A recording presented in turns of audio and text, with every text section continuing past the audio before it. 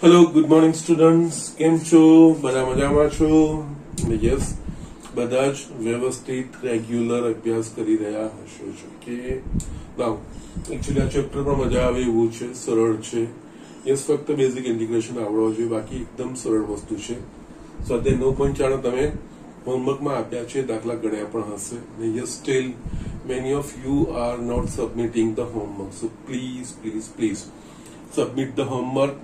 મહેરબાની કરીને યસ બધા જ હોમવર્ક સબમિટ કરાવો, સમયસર કરાવો, રેગ્યુલર પ્રેક્ટિસ કરતા જાઓ. Yes, it's a one time only. એક વખત જાતે ગણેલા હશે, પ્રેક્ટિસ કરેલી હશે તો યસ બહુ વાંધો આવે એવો નથી. અને આમાંથી 4 માર્કનો એક દાખલો આવે છે. 4 માર્કમાં આ કુટ પ્રશ્ન પ્રકારના સવાલો ઇમ્પોર્ટન્ટ છે. યસ, કુટ પ્રશ્ન પ્રકારના સવાલોમાં વિકલ સમીકરણ કોઈ અઘરું હોતું નથી. યસ, સ્ટેટમેન્ટ પરથી વિકલ સમીકરણ બનાવવાનું છે, દેટ ઇઝ એન ઇમ્પોર્ટન્ટ. બાકી કઈ વસ્તુ હોતી નથી, બાકી બધી વસ્તુઓ શરતો આપેલી હોય એના પ્રમાણે આગળ વધવાનું હોય છે, બીજું કઈ હોતું નથી. ઓકે, તો યસ એ લાઈનમાં યસ મારે સ્વાધ્યાય 9.4 ના 2 દાખલા મારે તમને બતાવવાના છે.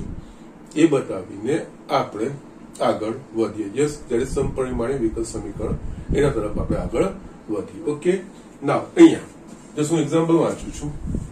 બેંકમાં રાખેલ મુદ્દલ વાર્ષિક 8% દરે સતત વધી રહ્યું છે. જો 10 વર્ષમાં બેંકમાં મૂકેલ 100 રૂપિયા બમણા થતા હોય તો આર ની કિંમત શોધો. અહીંયા log 2 base e બરાબર 0.6931. યસ, અહીંયા આપણને આ વસ્તુ આપી દીધી છે, આનો ઉપયોગ કરવાનો. નહીં તો લોગના સ્વરૂપમાં જવાબ આપતો તો લોગના સ્વરૂપમાં મૂકી દેવાનો. યસ, આપણે અત્યાર સુધીના દાખલામાં આ વસ્તુ આપેલી નથી એટલે આપણે લોગના સ્વરૂપમાં જવાબ મૂકી દેતા હતા, પણ અહીંયા આપેલું છે તો આ મૂલ્યનો ઉપયોગ કરવાનો છે. ઓકે, ના અહીંયા આ જે સ્ટેટમેન્ટ છે ને, બેંકમાં જે આટલા દરે વધે છે ઘટે છે એ વસ્તુ તમારે વિકલ સમીકરણ બનાવવામાં કામ લાગશે અને એમાં ચલ આપણે ધારવા પડશે. ઓકે, અહીંયા બેંકમાં મુદ્દલની વાત છે એટલે યસ, અને ઇંગ્લિશમાં પ્રિન્સિપલ કહેવાય, ઇંગ્લિશમાં આપણે એને પી સંકેત આપીશું. અને યસ 8% દરે સતત વધી રહ્યું છે. ઓકે, એટલે યસ 8% કોના? કે મુદ્દલના. ઓકે, તો અહીંયા ધારો કે કોઈ ટી સમયે યસ મુદ્દલ પી છે. ઓકે, હવે મુદ્દલ વધી રહ્યું છે, મુદ્દલના વધવાનો દર એટલે કે દર એટલે ટી ના સાપેક્ષ એટલે અહીંયા આવે ડીપી બાય ડીટી. અને યસ જો અહીંયા ઇઝ ઇક્વલ્સ ટુ, કારણ કે અહીંયા કિંમત 8% દરે વધી રહ્યું છે, આપણને કેટલા પ્રમાણમાં વધશે આપણને એવું કીધું હોત ને, આ ના આપ્યું હોત 8% દરે બેંકમાં રાખેલ મુદ્દત એ મુદ્દલના સમપ્રમાણમાં છે એવું કઈ કીધું હોત તો આપણે ચલે છે એવું લેતા અને યસ પછી એનું ચલનું નિશાન કાઢીને આપણે કે ધારતા. પણ અહીંયા આપણને 8% દરે કીધું છે એટલે અહીંયા પી ડીપી બાય ડીટી બરાબર 8% ને 100 ના ભાગ્યા ગુણ્યા. ઓકે, કારણ કે જે વધારો હોય એ મુદ્દલ પર હોય. ઓકે, અને જો તમારે આની જગ્યાએ એ શું બાજુ ભૂસી નાખીશ, જો મુદ્દલ એ મુદ્દલમાં વધારો એ મુદ્દલના સમપ્રમાણ હોય તો આપણે આ રીતે લખીએ DP by DT proportional to P એવું લખીએ.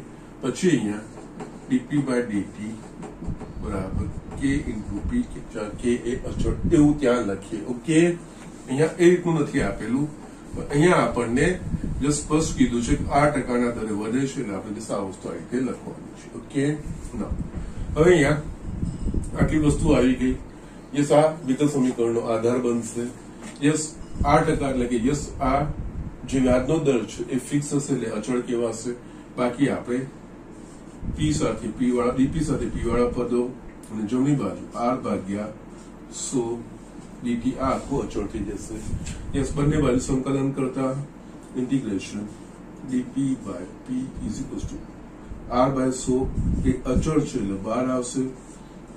ઇન્ટિગ્રેશન ડીટી યસ એકદમ ઇઝી છે, log mod p is equals to r by 100 into t plus C.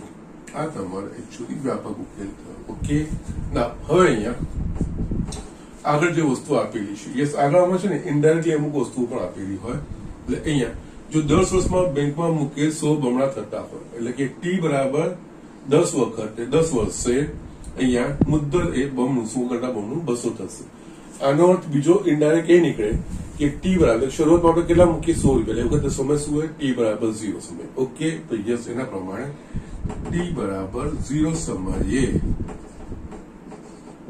p બરાબર 100 કારણ કે 100 ની વાત થાય છે એટલે યસ આના પરથી આપણે આ વસ્તુ કિંમત આમાં મૂકીએ તો માટે log 100 બરાબર અહીંયા r by 100 ગુણ્યા યસ અહીંયા આપણે જસ્ટ કઈ વાંધો નહીં log લેતા તો પણ વાંધો નહીં અહીંયા આવી જ જશે નો પ્રોબ્લેમ કઈ વાંધો નથી t બરાબર 0 પ્લસ c એટલે માટે c is equals two log 100 લખાશે c નું મૂલ્ય સમીકરણ 1 માં મૂકતા ઓકે આપણા પાસે થશે log mod p is equals to rt by 100 plus log mod so yes log વાળા પદ સાથે કરીશું તો અહીંયા log mod p minus log mod 100 is equals to rt by 100 આ વસ્તુ થઈ ગઈ અહીંયા log mod p છેદમાં 100 is equals to rt ભાગ્યા 100 ઓકે હવે આપણે આ શોધવાનું છે ને એટલે આનામાં કોઈ ફેરફાર કરવાની જરૂર નથી યસ p શોધવાનું હોત ને તો e ની ઘાત હું કરી નાખતો પણ અહીંયા આપણે યસ r શોધવાનું છે r એમને એમ છે તેમને રહેવા દો યસ થઈ ગયું આ વસ્તુ ના હવે શું કરવાનું યસ 10 વર્ષે 100 ના બમણા એટલે યસ હવે t બરાબર 10 વર્ષ સમયે મુદ્દલ બમણું એટલે p 2 ગુણ્યા 100 that is 200 માટે સમીકરણ 2 પરથી યસ t બરાબર 10 મૂક્યું અને p બરાબર 200 મૂક્યું તો યસ log mod 200 છેદમાં 100 is equals to r into 10 ભાગ્યા 100 અહીંયા log 2 થઈ જશે યસ અંદર ધન મૂલ્ય છે log 2 base e યસ પહેલા લખેલું base e ના તો બી ચાલશે r by 10 but r બરાબર log 2 base e ની કિંમત આપણને કીધી છે અહીંયા 0.6931 into 10 r બરાબર 6.931% આ તમારો જવાબ સો જસ્ટ આ રીતે આ દાખલા તમારે કરવાના હોય છે બીજું કઈ જ નથી ઓકે જો ઇનકેસ તમને આ મૂલ્ય ના આપ્યું તો 10 ગુણ્યા log 2 base e લખશો તો પણ વાંધો નથી એ કિંમત આપેલી હોય તો આ કિંમત આપણે લઈ લેવાની છે એટલે જસ્ટ આ રીતે બહુ સિમ્પલ રીતે આ દાખલાઓ થશે ઓકે તો યસ ઝડપથી આ વસ્તુ લખી લો 22મો દાખલો કરાવડાવું છું મોસ્ટ IMP દાખલો આ રીતનો બેક્ટેરિયા વાળો દાખલો ઘણી બધી વાર પૂછાઈ ગયો છે okay so just do it fast yes student અહીંયા બીજો મેં દાખલો લખ્યો છે બહુ સરસ છે ને બહુ જ very most IMP example 4 mark okay yes મેં તમને કીધું એ પ્રમાણે યસ લાસ્ટ યરમાં એટલે કે યસ 2020 માં યસ બંને એક્ઝામમાં વિકલ સમીકરણના ઉકેલ પ્રકારના પૂછ્યા હતા એના પહેલાના વર્ષોમાં બોર્ડમાં આ રીતના જ દાખલાઓ પૂછાતા હતા ઓકે કુલ પ્રશ્ન પ્રકારના વિકલ સમીકરણમાંથી 4 માર્કમાં ઓકે તો એ દ્રષ્ટિએ મહત્વના છે ધ્યાનથી કરવાનું છે ઈઝી હોય છે કોઈ અઘરા નથી હોતા ઓકે તો યસ આપણે જોઈ લઈએ એક સંવર્ધન કેન્દ્રમાં બેક્ટેરિયાની સંખ્યા 1 લાખ છે 2 કલાકમાં તેની સંખ્યા 10% દરે વધે છે જો બેક્ટેરિયાનો વૃદ્ધિ દર કોઈ પણ સમયે હાજર બેક્ટેરિયાની સંખ્યાના પ્રમાણમાં હોય તો કેટલા કલાકમાં તેની સંખ્યા 2 લાખ થશે ઓકે યસ આપણે વાંચી લીધું આમાંથી વિકલ સમીકરણ માટેનું સ્ટેટમેન્ટ આપણે અલગ કાઢી દેવાનું એ આ રહ્યું બેક્ટેરિયાનો વૃદ્ધિ દર કોઈ પણ સમયે હાજર બેક્ટેરિયાની સંખ્યાના પ્રમાણમાં હોય. ઓકે, યસ, અહીંયા ઉલટું કર્યું છે. શરત પહેલા આપી દીધી છે અને પછી વિકલ સમીકરણનું સ્ટેટમેન્ટ પાછળ છે. ઓકે, આગળના દાખલાઓમાં પહેલા આ સ્ટેટમેન્ટ, યસ, એ વસ્તુ જોવાની હોય. એટલે આમાં આપણે જોવાની તો શું વાત થાય છે? બેક્ટેરિયાની સંખ્યાનો વૃદ્ધિ દર. એટલે આપણે બેક્ટેરિયાની સંખ્યા ધારવી પડશે ને વૃદ્ધિ દર એટલે ટી ના સાપેક્ષ. ઓકે, અહીંયા બેક્ટેરિયાની સંખ્યા યસ પોપ્યુલેશન ઇંગ્લિશમાં કહેવાય, તો યસ એને હું પી ધારું છું. એટલે યસ ધારો કે, અને યસ ટી કયા સમયમાં છે? કલાકમાં જ વાતો છે. ધારો કે કોઈક ટી કલાક સમયે બેક્ટેરિયાની સંખ્યા ટી છે. આપણને આપ્યું છે બેક્ટેરિયાની વૃદ્ધિનો દર એ કોઈ પણ સમયે હાજર બેક્ટેરિયાની સંખ્યાના સમપ્રમાણમાં. યસ, મેં આગળ જે સ્ટેટમેન્ટ કીધું એના પ્રમાણેનું છે અહીંયા. એટલે અહીંયા ડીપી બાય ડીટી ચલે છે પી. આ ડીપી બાય ડીટી એ બેક્ટેરિયાની સંખ્યાનો વૃદ્ધિ દર, એ તેની તે સમયે જે સંખ્યા હોય એના પ્રમાણ માટે પ્રોપોર્શનલ ટુ પી અહીંયા. અને વૃદ્ધિ દર એટલે કે વધારો. એટલે યસ, આ આપણે પ્રોપોર્શનાલિટી કાઢીશું તો યસ એના માટે જગ્યાએ ધન અચળાંક, અને જો ક્ષય દર હોય, ઘટાડો હોય તો માઇનસ. ઓકે, એટલે અહીંયા dp by dt is equals to k into p, જ્યાં કે અચળ છે. યસ, આ તમારો મેઇન આધાર બની ગયો. યસ, અહીંયા જે વિકલ સમીકરણો છે એકદમ સરળ બનશે. માટે dp by p is equals to k into dt. Yes, અહીંયા log mod p is equals to, sorry સંકલન મેં કર્યું જ નથી, બંને બાજુ સર હવે અમુકમાં નથી લખતા પણ તમારે લખવાનું. ઇન્ટિગ્રેશન ડીપી બાય પી કે અચળ integration DT log mod p is equals to k into t plus અહીંયા log આવ્યું છે ને તો log c લઈ લો ને કઈ વાંધો નથી. log mod c અહીંયા અને આ બાજુ લઈ આવીશું તો log mod p. યસ, આપણને કેટલા કલાકમાં તેની સંખ્યા 2 લાખ થશે. ઓકે, વાંધો નથી, આપણે આ પ્રકારનું જ મૂકીશું. log mod c is equals two kt.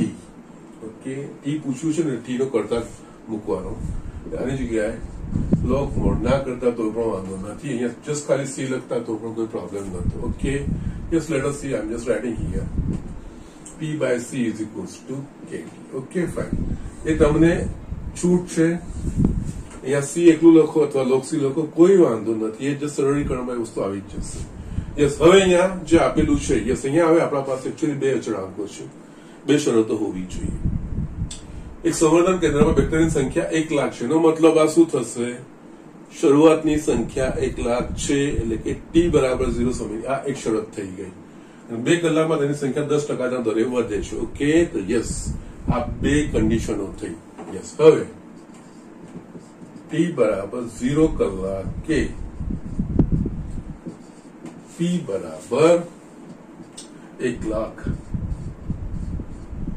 Okay, માટે સમીકરણ 1 પરથી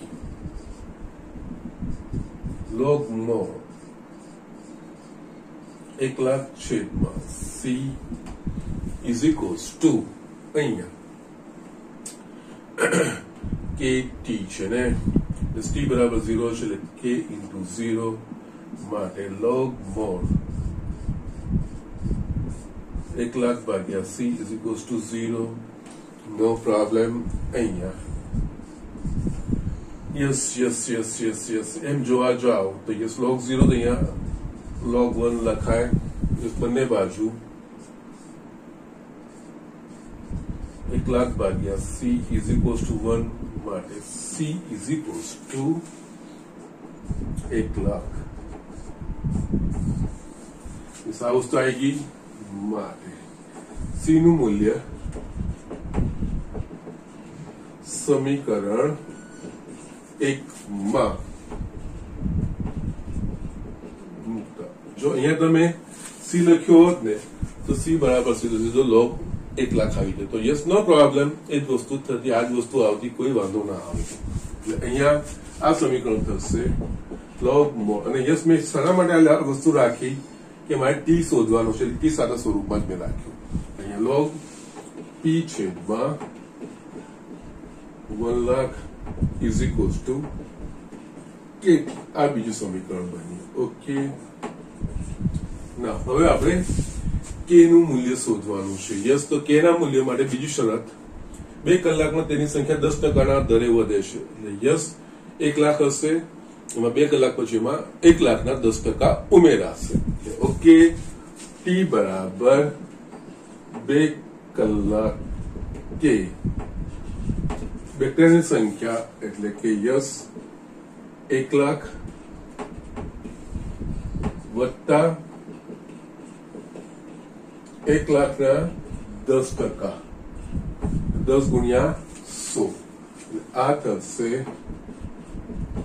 1 લાખ પ્લસ આ થશે તમારું 10,000, આ થશે 1,10,000। ઓકે, ટી બરાબર 2 કલાકે જે સંખ્યા છે બેક્ટેરિયાની 1,10,000 થશે, માટે સમીકરણ 2 પરથી અહીંયા log મોડ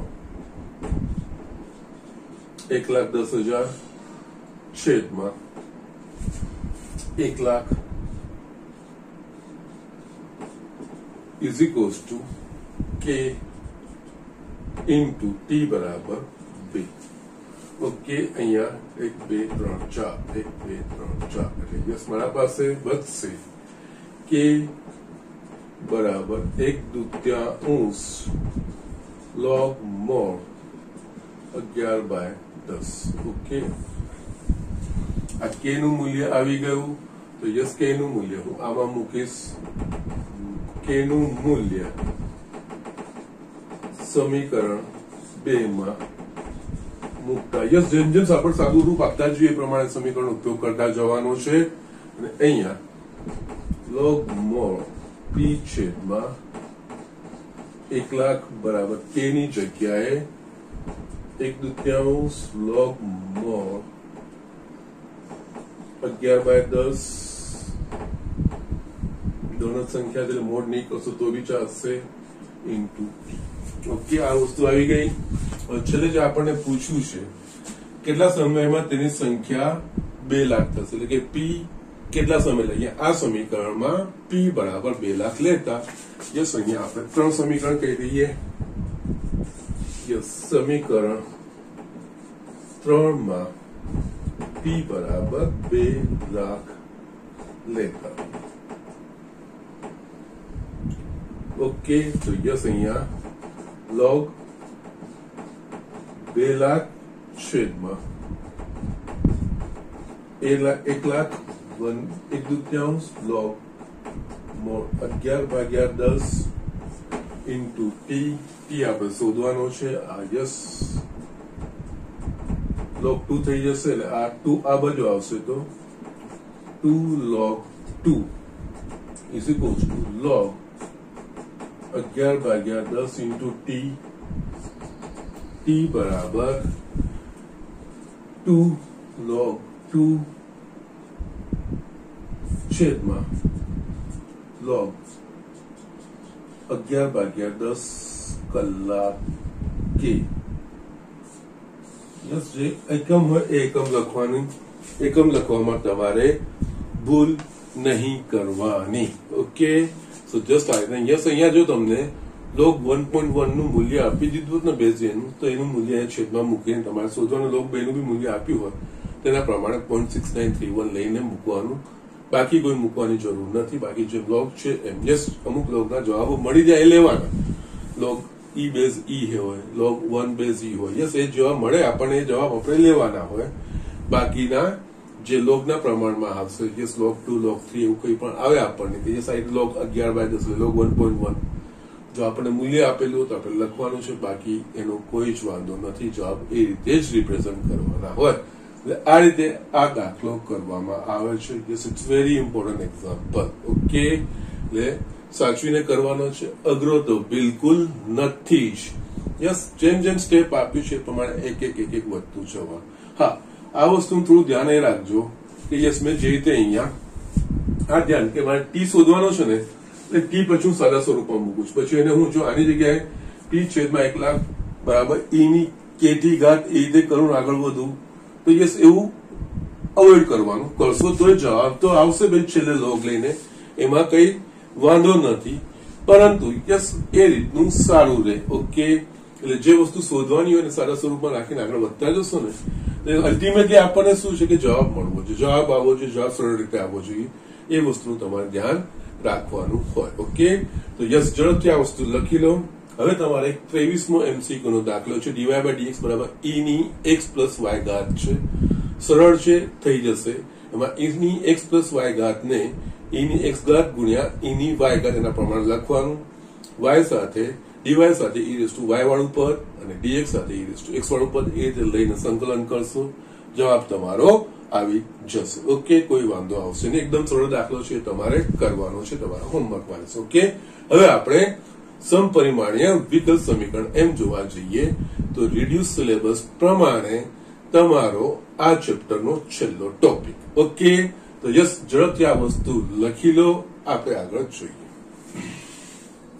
યસ સ્ટુડન્ટ, અહીંયા હવે આપણે સમપરિમાણીય વિકલ સમીકરણ એ આપણે શરૂઆત કરવાની છે. પણ અહીંયા છે ને સમપરિમાણીય વિકલ સમીકરણ આપણે સમજીએ ને એના પહેલા સમપરિમાણીય વિધેય કોને કહેવાય એ વસ્તુ આપણે સમજીએ. ઓકે, તો યસ પહેલા કારણ કે આના પરથી આવશે સમપરિમાણીય વિધેય, એ આપણે પહેલા સમજીશું. ઓકે, દ્રષ્ટાંતથી સમજીશું, પછી સમપરિમાણીય વિધેય કોને કહેવાય એ વસ્તુ આપણે લખીશું. ઓકે, યસ ધારો કે 2-3 આપણે એક્ઝામ્પલ લઈએ. એક f1 of xy, યસ હવે સંકેત તમને આ સમજાઈ ગયો હશે. જમણી બાજુ x અને y બંનેને સમાવતું કોઈક સમીકરણ હોય. યસ f1 બરાબર xy બરાબર y² પ્લસ xy આ વસ્તુ મેં લીધી. ઓકે, હવે અહીંયા હું શું કરું છું, f1 of યસ x ની જગ્યાએ લેમ્ડા x લઉં છું, y ની જગ્યાએ લેમ્ડા y લઉં છું. એટલે x ની જગ્યાએ લેમ્ડા x, y ની જગ્યાએ લેમ્ડા y, તો જમણી બાજુ એ જ વસ્તુ y ની જગ્યાએ લેમ્ડા y એટલે કે લેમ્ડા y આખાનો વર્ગ પ્લસ અહીંયા લેમ્ડા x ની જગ્યાએ lambda x lambda y. Yes આ વસ્તુ લખાશે lambda square y square sorry plus lambda square xy which is equals to બંનેમાંથી લેમ્ડા સ્ક્વેર કોમન નીકળશે એટલે અહીંયા y square plus xy. Yes y square plus xy શું છે, f1y છે. યસ અહીંયા આપણે લખી શકીએ lambda square f1 of xy. Yes આ વસ્તુ હું લખી શકું છું. ઓકે, યસ આમાં હું હવે બીજો ઓપ્શન લઉં છું. યસ આના પરથી જ લઉં છું. યસ આના પરથી આપણે જસ્ટ એક વસ્તુ પર આવીશું. અહીંયા પાછું આ f1 of xy છે is equals to y² plus xy છે આપણા પાસે. યસ આમાં છે ને બંનેમાંથી હું y² કોમન કાઢું. y² કોમન કાઢું તો શું લખાશે 1 પ્લસ x/y લખાશે. ઓકે, એમ જોવા જાવ તો આ y² છોડી દો, આ x/y જે f of x નું વિધેય લખતા રહી f x/y નું વિધેય થઈ ગયું. એટલે કે y² બરાબર કોઈ વિધેય અહીંયા g1 of x/y લખાયું. યસ આમાં ત્રીજું ઓપ્શન એ જ રીતે આમાં નીચે x² કોમન કાઢ્યું ને સોરી y² કોમન કાઢ્યું એટલે x² કોમન કાઢ્યું. તો યસ x² કોમન કાઢીશ તો y² by x² અને યસ આ થશે y by x x square મેં કોમન કાઢ્યું છે એટલે બંનેને મેં એક્સ સ્ક્વેર વાળે હું ભાગું છું ઓકે એટલે યસ આ વસ્તુ થશે આની જગ્યાએ આ જોઈશું તો આને ભૂલી જાઓ આમાં વાય બાય એક્સ આખાનો વર્ગ પ્લસ વાય બાય એક્સ એટલે કે યસ આ વાય બાય એક્સ નું વિધેય થઈ ગયું એટલે કે યસ અહીંયા x square h1 of y by x આ રીતે આપણે લખી શકીએ આ એક જ વસ્તુ છે બસ મેં જસ્ટ અલગ અલગ રિપ્રેઝન્ટેશન આપ્યા છે બીજું કઈ જ નથી સેકન્ડ ઓપ્શન આપણે લઈએ આ રીતનું f2 xy is equals to અહીંયા x minus 2y okay x minus 2y આ મેં બીજું વિધેય લીધું xy નું આમાં પણ આ રીતે કરું છું f2 lambda x lambda y આનો x ની જગ્યાએ લેમ્ડા x y ની જગ્યાએ લેમ્ડા y બંનેમાંથી લેમ્ડા કોમન નીકળે તો x minus 2y x minus 2y બીજું કઈ નહીં f2 xy છે એટલે કે યસ લેમ્ડાની એક ઘાત એવું લખું અહીંયા f2 of xy આ વસ્તુ હું લખી શકીશ એ જ વસ્તુ જે મેં અહીંયા એક્સટેન્ડ કરી એ જ વસ્તુ અહીંયા કરું અહીંયા f2 xy is equals to x minus 2y જો y કોમન કાઢું તો આને હું લખી શકીશ x by y minus 2 અને y ને છોડી દેશો તમે તો અહીંયા x by y નું વિધેય બની ગયું એટલે યસ આની જગ્યાએ તમે y into y ની એક ઘાત તમે લખી શકો છો g2 of x by y અને એ જ રીતે જો આમાંથી x કોમન કાઢું છું 1 minus 2y by x x ને છોડી દો તો અંદર તમને y by x નું વિધેય થાય એટલે કે x ની 1 ઘાત h2 y by x આ વસ્તુ લખાશે સ્ટીલ આપણે જસ્ટ હજુ બી એક જોઈ લઈએ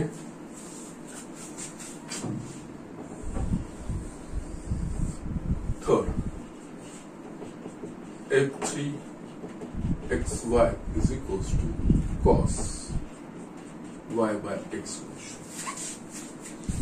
અહીંયા f3 lambda x lambda y બરાબર અહીંયા cos y ની જગ્યાએ લેમ્ડા y લેમ્ડા x એટલે કે yes cos y by x yes cos y by x એ બીજું કઈ નહીં f3 છે અને યસ અહીંયા એક છે એટલે અહીંયા લેમ્ડાની 0 ઘાત અહીંયા f3 sorry f3x y sorry f3xy yes આ વસ્તુ લખાશે યસ એ જ રીતે બાકીના બી તમે કરી શકો છો બીજા જે ઓપ્શન છે એ f of xy is equals to yes તમે આને ઇઝીલી તમે આ રીતે લખી શકો છો yes x raised to 0 cos y by x okay તો યસ આ તો એમ પણ y by x નું જ વિધેય છે એટલે યસ x raised to 0 અહીંયા h3 y by x રીતે લખી શકો અથવા તો યસ y0 into એ રીતે લખી શકો યસ પણ અહીંયા y by x હોય તો યસ x ઉપર આવવું છે એ રીતે આપણે લખી શકીએ છીએ યસ હવે આપણે એક જોઈએ f4 x plus y is equals to sin x plus sin y okay આ વસ્તુ હું લઉં છું અહીંયા f4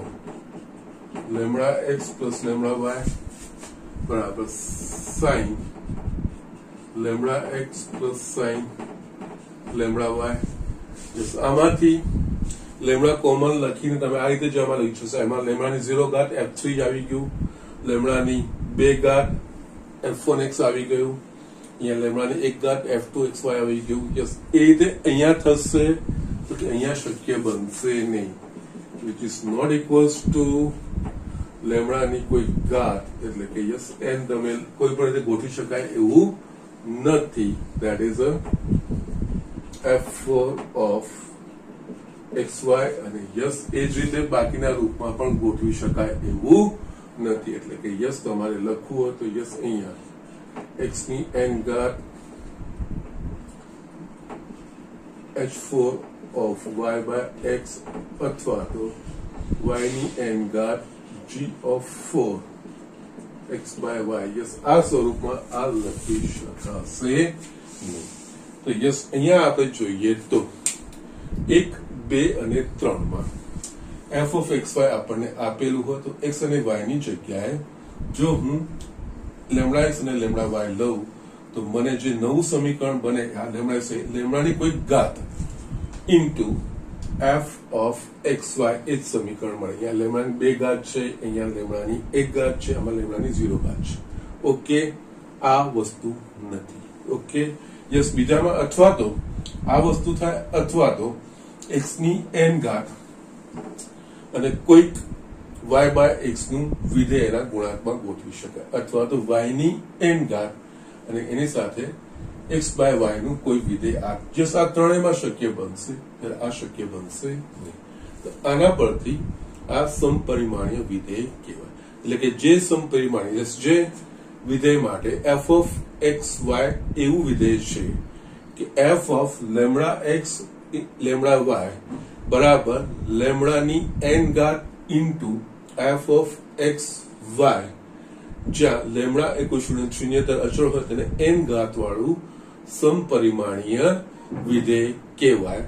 અથવા તો f of xy બરાબર x ની n ઘાત into h of y by x નું ગોઠવાય અથવા તો y ની n ઘાત g of x by y પ્રકાર એ ગોઠવી શકીએ તો એ કહેવાશે સમપરિમાણીય વિધેય. જસ્ટ આખી કમ્બાઈન કરીને હું જસ્ટ સમપરિમાણીય વિધેયની વ્યાખ્યા લખું છું. ઓકે, એટલે જસ્ટ અહીંયા સમપરિમાણીય વિધેયની વ્યાખ્યા અહીંયા આવશે. જો કોઈ વિધેય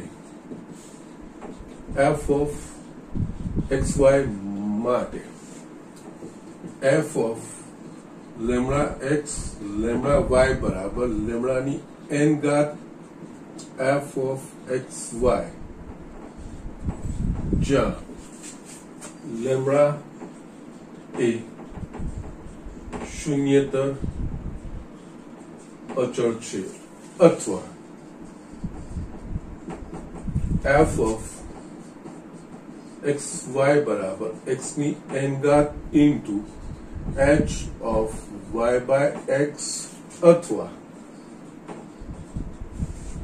f of xy બરાબર y ની n ઘાત h of x by y થાય તો તે વિધેય f of xy ને n ઘાત વાળું સમપરિમાણીય વિધેય કહેવાય.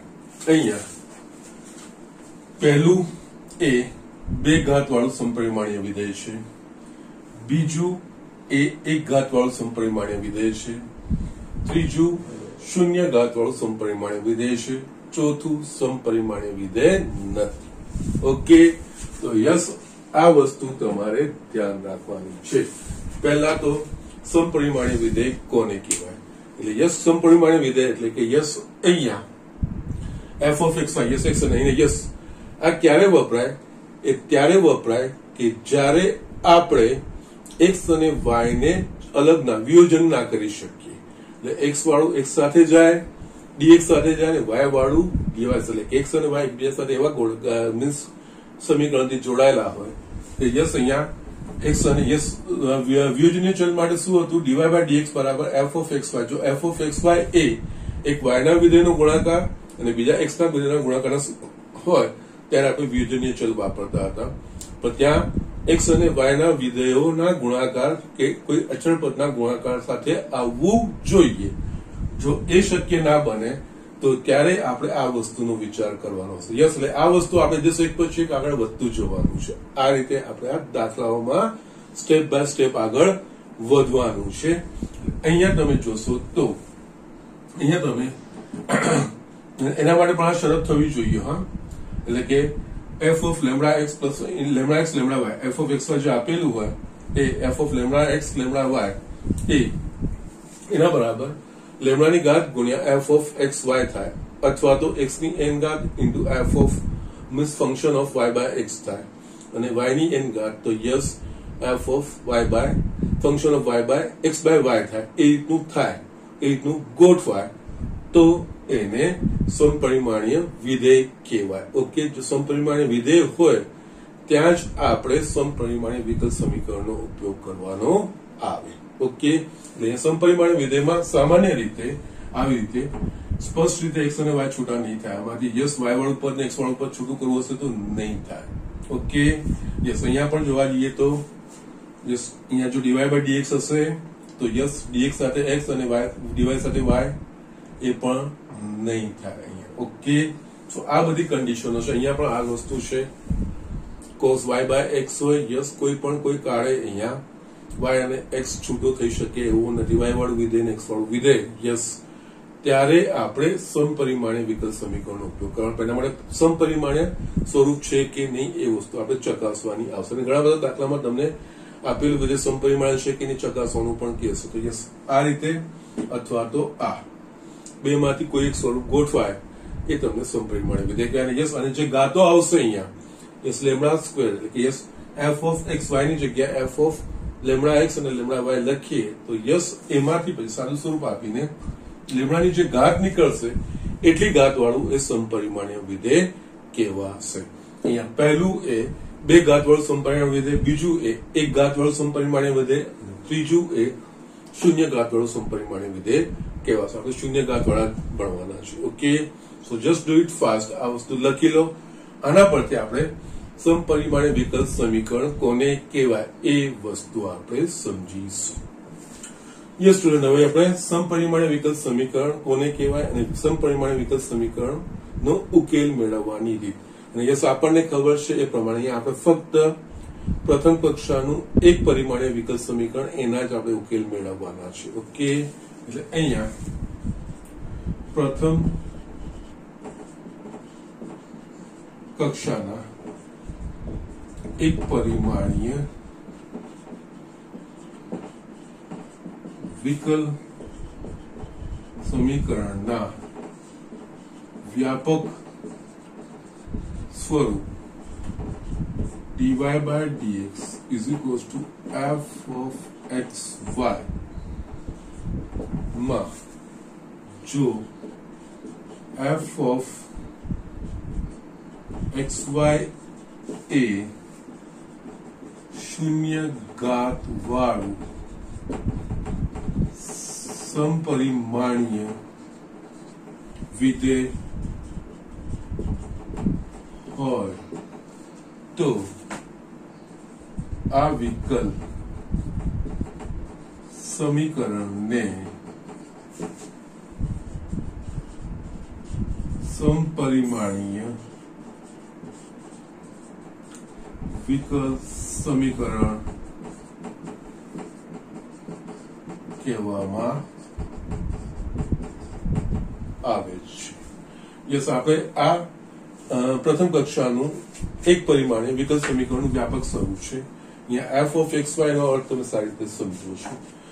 વિયોજનીય ચલ ક્યારે વાપરતા હતા? જો f of xy એ એક y નો વિધેય અને એક x નો વિધેય, અથવા તો કોઈ એક અચળ હોય ને એક વિધેય હોય, ઓકે, અથવા તો અચળ પદ હોય, તો યસ એવું હોય ત્યાં એના ગુણાકારના સ્વરૂપે હોય. એક x ના વિધેય અને એક y ના વિધેયના ગુણાકાર સ્વરૂપ હોય, અથવા તો એક અચળ અને x નો વિધેય હોય અને એક અચળ અને y નો વિધેય હોય, અથવા તો અહીંયા અચળ જ પદ હોય, એ પ્રકારનું હોય ત્યારે આપણે વિયોજનીય ચલ એટલે કે યસ dx સાથે x વાળું વિધેય, dy સાથે y વાળું વિધેય એ રીતે આપણે કરતા હતા. જ્યારે આમાં dy by dx જમણી બાજુ dy by dx ને કરતા બને, જમણી બાજુ જે x અને y નું આખું સમીકરણ બને એ જો સમપરિમાણીય વિધેય હોય, એટલે કે f of lambda x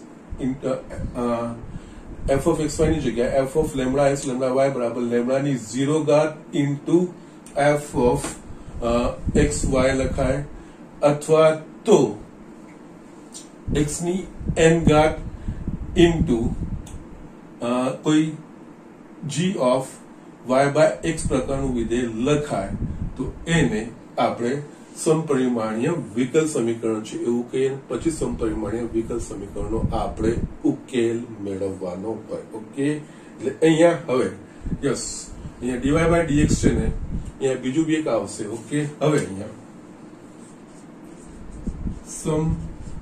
સમપરિમાણીય વિકલ સમીકરણનો ઉકેલ. યસ, એ વસ્તુ આપણે જોઈએ. ઓકે, ધારો કે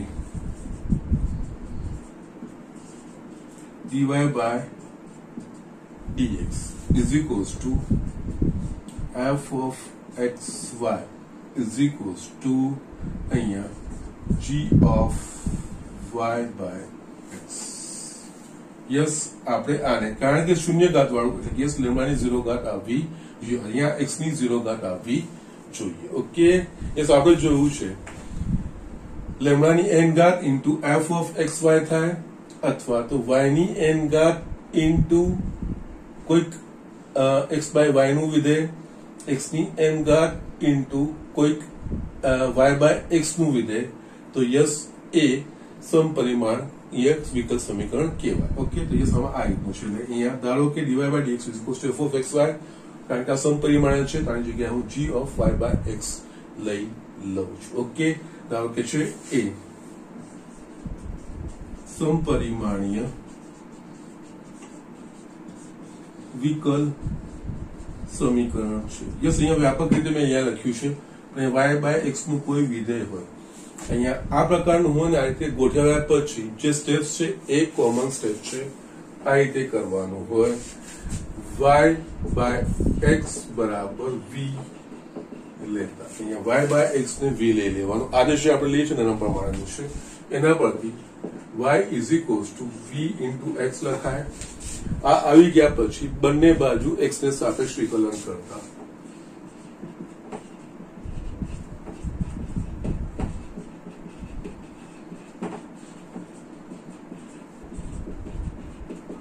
યસ અહીંયા x ને સાપેક્ષ વિકલન કરીશું dy by dx u into v છે yes v d by dx of x1 થશે x into dv by dx થશે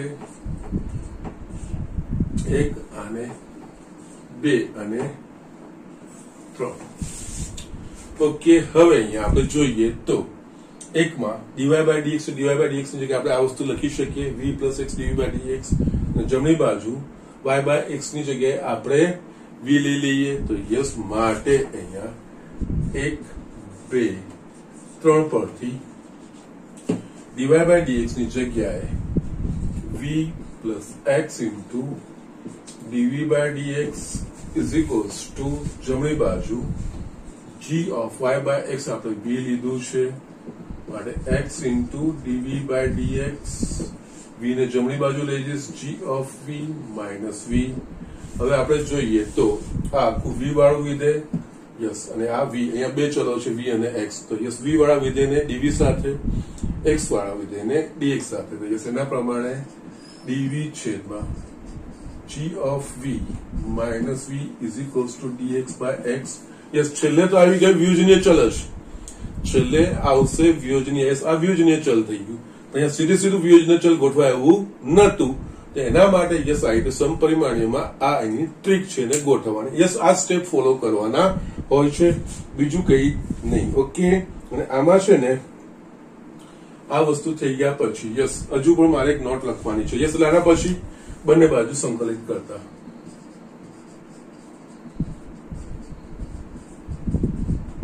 અહીંયા સંકલન dv આ કોઈ વિધેય હશે જ v નું is equals to integration dx by x.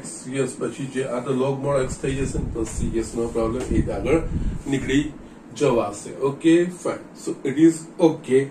આ રીતે આપણે આગળ આ જસ્ટ વ્યાપક ઉકેલ લખ્યું છે પછી જે વિધેય આપેલું છે એના પ્રમાણે જોઈશું. ઓકે, હવે આમાં છે ને એક જસ્ટ ફેરફાર એ વસ્તુનો કરવાનો છે. એક નોટ આપણે હું અહીંયા લખું છું તે તમારે ધ્યાનમાં રાખવાની છે. આ રીતની છે નોટ.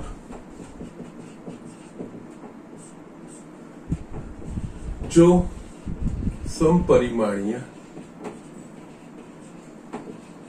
विकल समीकरण dx by dy is equals to f of xy હોય તો યસ અહીંયા ધ્યાન આપો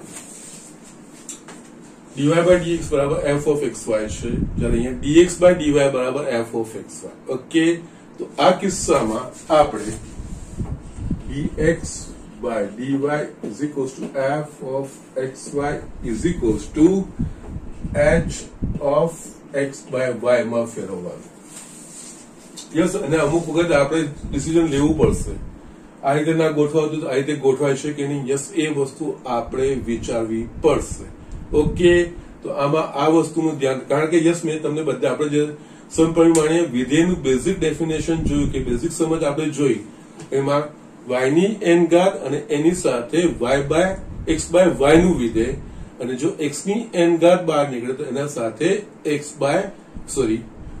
by x નું અને જો y ની ઘાત નીકળે તો x by y વાળું સ્વરૂપ આવતું હતું ઓકે એટલે યસ બંને વસ્તુ શક્ય બને બંને સમપરિમાણીય વિકલ સમીકરણ આપણે કહી શકીએ છીએ તો યસ આ સિચ્યુએશન આ આપણે dy by dx વાળું કરતા જ જોઈએ છીએ અને dy by dx બરાબર જમણી બાજુ y by x નું કોઈક વિધેય થઈ જાય ગોઠવાઈ જાય એ પ્રમાણનું સમપરિમાણીય હોય તો આ પ્રમાણનું ગોઠવાય ઓકે એના પછી y by x બરાબર વિલીન પણ આની જગ્યાએ dx by dy પણ હોઈ શકે અને f of xy yes x અને y નું હોય તો એના પ્રમાણે પછી જમણી બાજુ આપણે ફંક્શન એટલે કે x by y નું કોઈ વિધેય હોય કે એમાં બધા જ પદો x જે રીતે x નું વિધેય એમાં x ની અલગ અલગ ઘાતો વાળું હોય તો અહીંયા x by y નું વિધેય એટલે અહીંયા x by y કે એની અલગ અલગ ઘાતો કે યસ એ પ્રમાણેના જે પદો આવશે એ કહેવાશે ઓકે તો પછી આ કિસ્સામાં તમારે આગળ x by y બરાબર v લેવાનું અને x is equals to vy બંને બાજુ y ને સાપેક્ષ વિકલન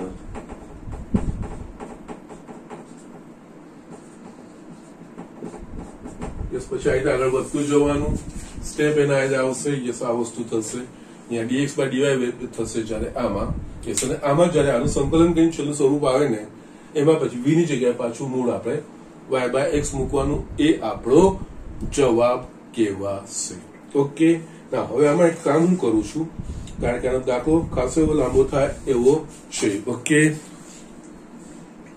અને yes time is almost up અને ખૂબ વધારે સમય માંગી લેશે એવું થશે કારણ કે તો એક કામ કરીએ છીએ આપણે કે આ સમપરિમાણીય વિકલ સમીકરણના જે દાખલા છે ને એ આપણે નેક્સ્ટ લેક્ચરમાં લઈ લઈશું કોઈ જ વાંધો નથી ઓકે સ્વાધ્યાય 9.5 મહિના પર આધારિત જ છે હવે તમારા પાસે ફક્ત 9.4 નું એક જ 23મો દાખલો છે તમારે કરવાનો છે જે હોમવર્ક છતાંય હું લખું છું લાંબુ તો લખીશ અને એકદમ ઇઝી છે હોમવર્ક સ્વાધ્યાય 9.4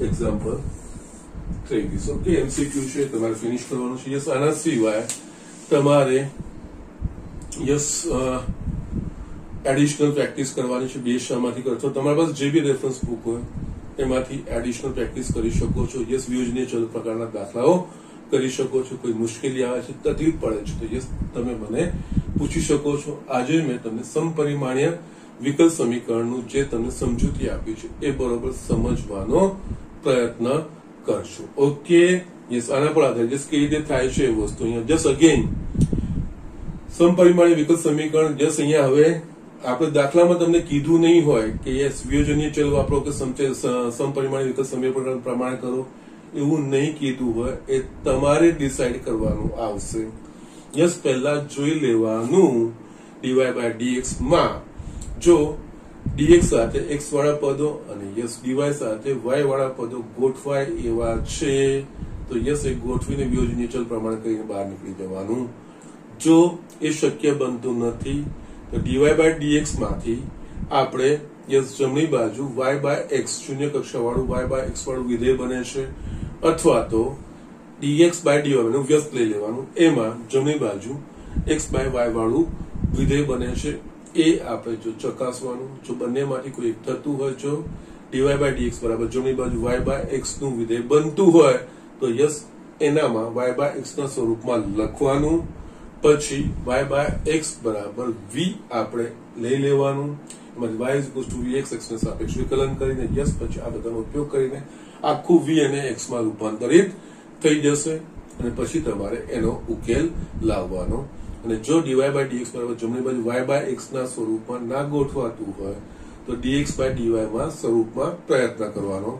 dx બાય dy જમણી બાજુ x બાય y નું સ્વરૂપ ગોઠવાતું હોય તો યસ એ રીતે ગોઠવીને પછી એ કિસ્સામાં x બાય y બરાબર v નો તમારે આદેશ લઈ લેવાનો અને બંને બાજુ y ને સાપેક્ષ વિકલન કરવાનું અને તમારું જે મૂળ વિકલ સમીકરણ છે એ v અને y ના સ્વરૂપમાં ફેરવાઈ જશે અને યસ પછી યસ વિયોજનીય ચલ પ્રમાણે આગળ વસ્તુ કરવાની આવશે. ઓકે, યસ આમાં એક વસ્તુ આ લોકો જનરલી પૂછતા, દાખલો સમપરિમાણે છે કે નહીં એવું બી ઘણી વાર પૂછતા હોય છે. યસ એના લીધે થોડો લાંબો બી થતો હોય છે અને યસ થોડી ગણતરીઓ યસ y બાય x વાળા પદો છે, થોડી ઉતારવામાં કોઈ મજા નહીં આવશે. એટલે યસ નેક્સ્ટ લેક્ચરમાં આપણે કન્ટિન્યુ કરીશું. આજનું લેક્ચર હું અહીંયા ફિનિશ કરું છું.